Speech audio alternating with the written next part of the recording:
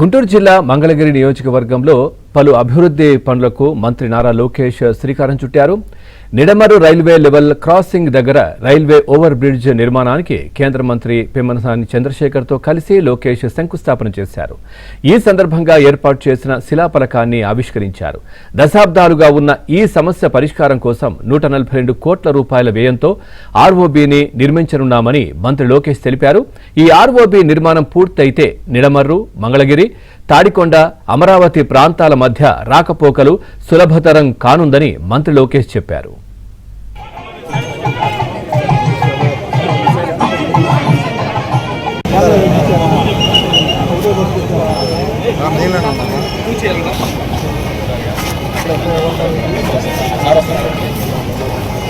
నా బర్త్డే కాదు ఈరోజు మిస్ అయిపోయావరా.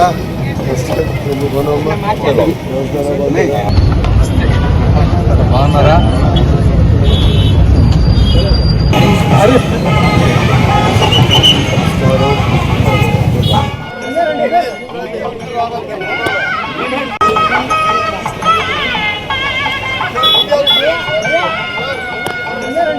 ఇరవై సంవత్సరాల కళ నిడమరు పైన రైల్వే బ్రిడ్జ్ కట్టాలనేది ప్రజలందరి కోరిక.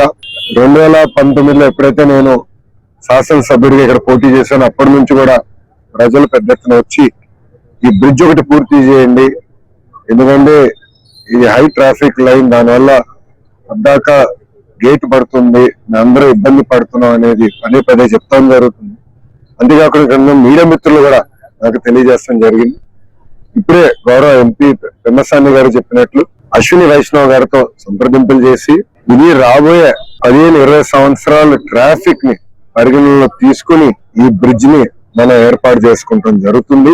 ఇదే కాదు, కేంద్ర ప్రభుత్వానికి సంబంధించిన అనేక సంక్షేమ అభివృద్ధి కార్యక్రమాలు ఈ రోజు మంగళగిరి నియోజకవర్గంలో మనం చేపడతాం జరుగుతుంది. ఒక ఉదాహరణ భూగర్భ డ్రైనేజ్, దానికి కూడా ఈ రోజు మేము శంకుస్థాపన చేస్తున్నాం. అది కూడా మంగళగిరి ప్రజలకున్న కళ. సుమారుగా 1200 కోట్ల రూపాయలు ఖర్చే కార్యక్రమం ఇది. అది కేవలం రాష్ట్ర ప్రభుత్వమో లేదంటే ఎంపీఎంసీ నిధులతోనే సాధ్యం కాదు, కేంద్ర ప్రభుత్వ నిధులు కూడా అవసరం ఉంది. అందుకే అర్బన్ ఛాలెంజ్ కింద అది మేము తీసుకుని